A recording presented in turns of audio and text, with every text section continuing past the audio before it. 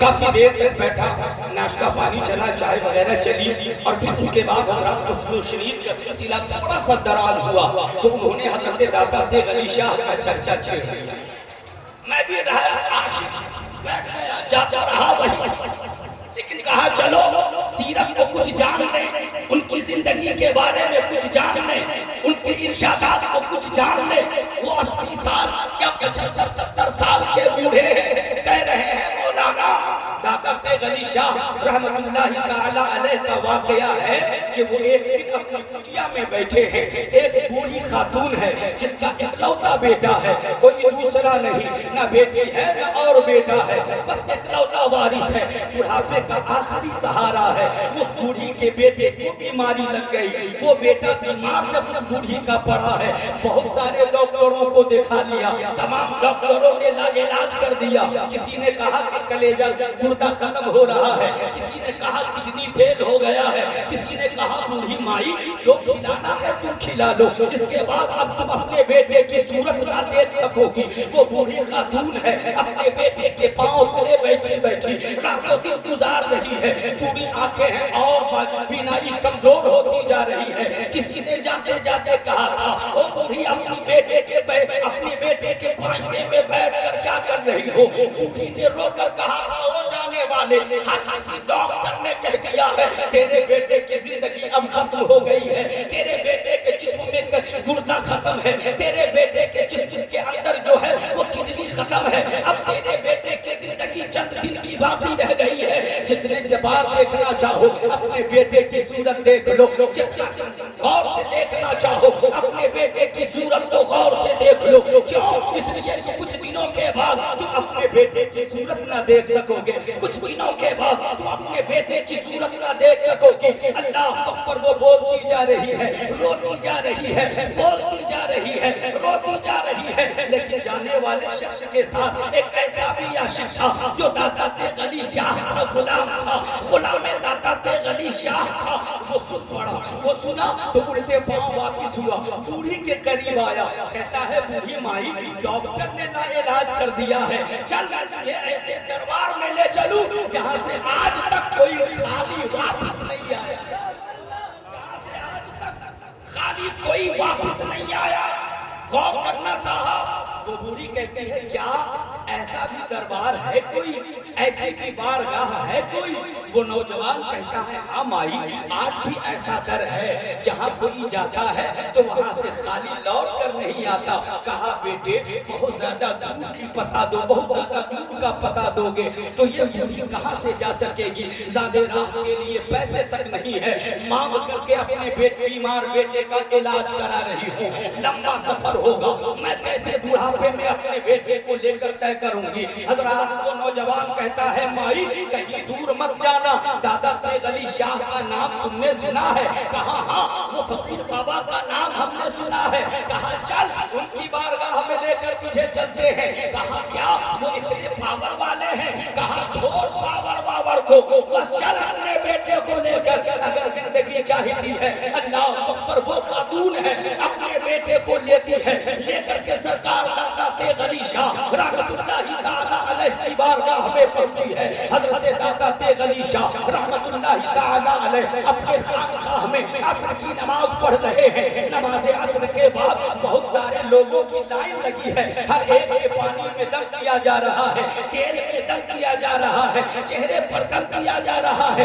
بابا میرے بیٹے کو نظر لگ گئی ہے، دم کر دیا، کہا جا تجھے شفا مل جائے گی۔ بابا میرے بیٹے کے پیٹ میں درد ہے، کہا جا اللہ تیرے بیٹے کو شفا دے دے۔ ہر آنے والا اپنی گزری ہوئی کہانی سنا رہا ہے، اپنی مصیبتوں کو سنا رہا ہے، اپنی پریشانیوں کو سنا رہا ہے، اور داتا تیغ علی شاہ ہے سب کو کہتے جا رہے ہیں جا اللہ تجھے شفا دے، جا اللہ تجھے شفا دے، جا اللہ تجھے شفا دے۔ لیکن حضرات سب سے اخیر میں وہ بوڑھی ہے اپنے بیٹے کو لیے کھڑی،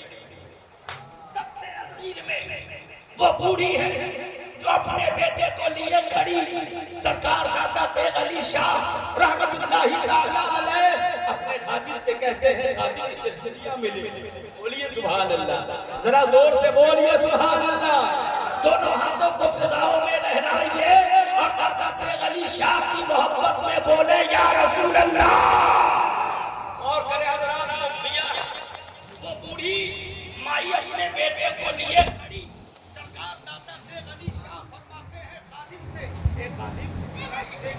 یہ میرے کچھیے میں لے کر آنا، وہ بوڑھی خاتون کو ان کا خادم ہے، یہ میں لے کر جا رہا ہے، یہ میں لے کر گیا ہے۔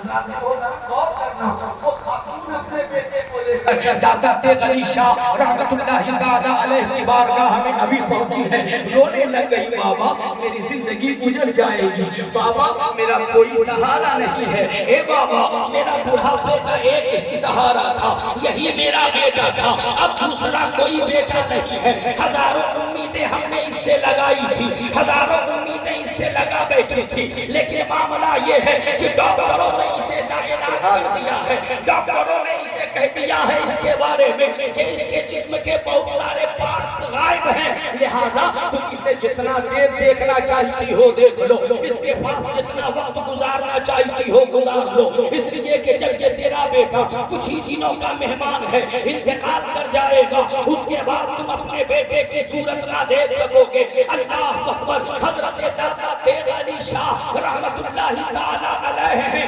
بوڑھی کے آنسوؤں کو دیکھا ہے، تڑپ جاتے ہیں اور مسکرا کر کہتے ہیں، اے بھائی وہ ڈاکٹر ہے، ڈاکٹر، کوئی خدا نہیں جو کسی کی زندگی اور موت کا فیصلہ کر دے، کوئی خدا نہیں جو کسی کی زندگی اور موت کا فیصلہ کرے۔ اللہ اکبر۔ حضرت دادا تیغ علی شاہ ہے، اس بوڑھے نے کہا تھا کہ مولانا دیکھا گیا یہ کہ دادا تیغ علی شاہ رحمت اللہ تعالیٰ علیہ کے پاس ایک پیالہ تھا، مٹی کا پیالہ،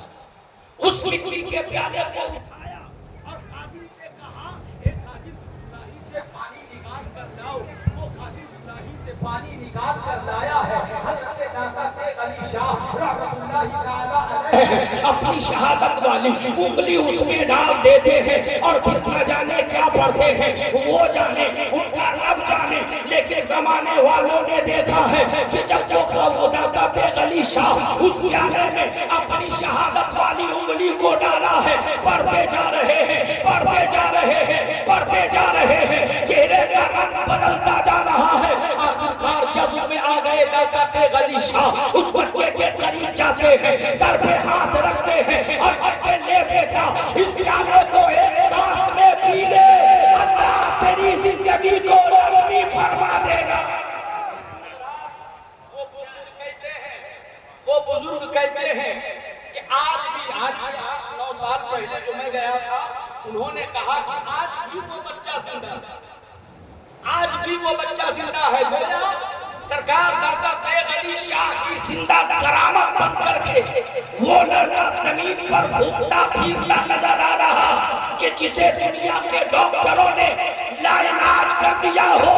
وہ بارگاہ دادا تیغ علی شاہ میں جا کر زندگی مانگ کر لے آیا، زندگی مانگ کر لے آیا ہے۔ حضرات میرا وقت مکمل ہوا، اس سے زیادہ میرے پاس وقت نہیں، لیکن 2 منٹ اور میں آپ کا درود پاک پڑھیے۔ اللہم صلی علی سیدنا شفیعنا حبیبنا کریمنا طبیبنا قلوبنا مولانا مولانا ملجانا محمد و بارک وسلم، صلو علیہ الصلاۃ والسلام علیکہ یا رسول اللہ صلی اللہ تعالی علیہ وسلم۔ ہم اور آپ کوشش کریں کہ ہم سچے اللہ کے ولیوں کی بارگاہ میں جایا کریں۔ اگر کوئی یہ کہے جانا شرک و بدعت ہے تو بہت سارے علماء کرام بھی ہیں، آپ کے شہر سمستی پور میں مناظر اہل سنت قطع شرک و بدعت حضرت علامہ الحاج شاہ قاری محمد مطیع الرحمن اشرفی مصباحی صاحب اللہ اور ان کے ادارے میں بہت سارے اساتذہ جو قابل تعریف ہیں اور باعث الحمدللہ ثم الحمدللہ، آپ ان سے رابطہ کر وہ بتائیں گے، اور میں اگر آپ کے راستے سے کبھی آتا جاتا دکھ گیا اور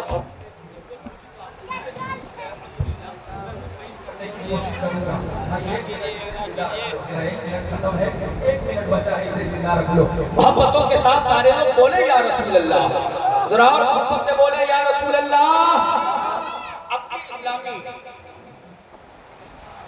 شہزادیوں کے لیے، ماں اور بہنوں کے لیے 2 بات جلدی میں پیش کر کے اپنی بات مکمل کروں۔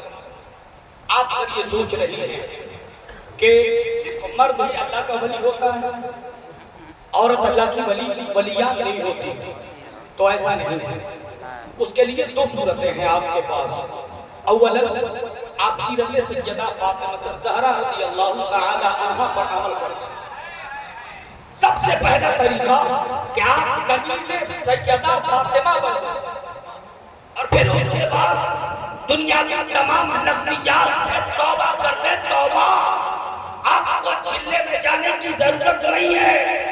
آپ صرف اور صرف اہتمام پردے کا کر لیں، کنیز فاطمہ بن جائے۔ آپ کی زبان کھلے تو زبان سے سچ نکلے، آپ کی زبان کھلے تو زبان سے حق نکلے، آپ کی زبان کھلے تو آپ کی بولی سے آپ کے شوہر کو سکون و اطمینان مل جائے۔ اگر آپ نے ایسا کیا تو الحمدللہ آپ زمانے میں کنیز فاطمہ نظر آئے۔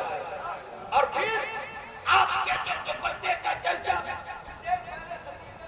حضرت علامہ شمسی صاحب قبلہ، شفیق شمسی صاحب قبلہ نے بڑے چھوٹے انداز میں بتایا۔ حضرات ان کے پاس وقت نہیں تھا، لیکن آؤ میں آپ کے دوپٹے کی قیمت بتاؤں، آپ کے آنچل کی قیمت بتاؤں۔ آپ کے آنچل کی قیمت کیا ہے؟ آپ ہر ایک کسی کے لیے لڑائی ہوئی نہیں کہ آنچل اس کے بددعا کے لیے اٹھا لیا، جھگڑے ہوئے نہیں کہ اس کے بددعا کے لیے آنچل اٹھ گئے، کوئی بات ہوئی نہیں کہ رات کے سناٹے میں آنچل اٹھا کر مسجد کے سامنے میں جا کر آنچل اٹھا کر صوفی صاحب شاہ رحمت اللہ تعالی علیہ کے مزار اقدس کے سامنے میں جا کر آنچل اٹھا کر آپ کسی کے شوہر کے لیے نعرہ تکبیر، نعرہ رسالت، مسلک اہل سنت، مسلک اعلی حضرت،